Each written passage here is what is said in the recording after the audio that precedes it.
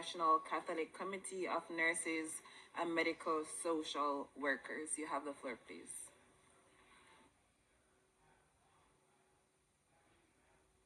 In 2023, there were approximately 1.3 billion people experiencing significant disabilities.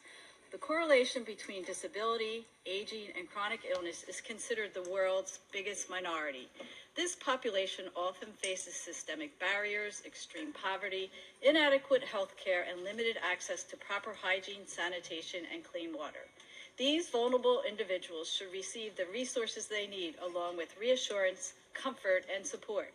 Since 1948, the United Nations maintains that human rights and fundamental freedoms are inherent to every individual, regardless of condition.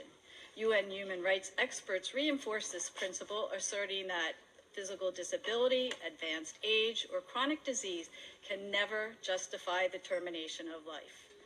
Life begins at conception and ends at natural death. Bioethic experts and the nurses of CICIAMS agree and condemn euthanasia, assisted suicide, and abortion. Pope Francis has characterized euthanasia as a failure of love and a reflection of a throwaway culture. Catholic healthcare professionals are bound to provide care that honors the inherent dignity and intrinsic worth of every patient, regardless of their clinical condition. Human intelligence is a gift from God with its morals rooted in the soul. The human intellect is the inventor of all technology. These innovations profoundly transform daily life through communication, health, energy, and productivity, but are only successful when they reach the margins of society. In regions like Sub-Saharan Africa and Southeast Asia, Catholic healthcare workers often manage 40 to 70% of rural health infrastructure, the front lines of global health security. Research should remain ethical, moral, and inclusive.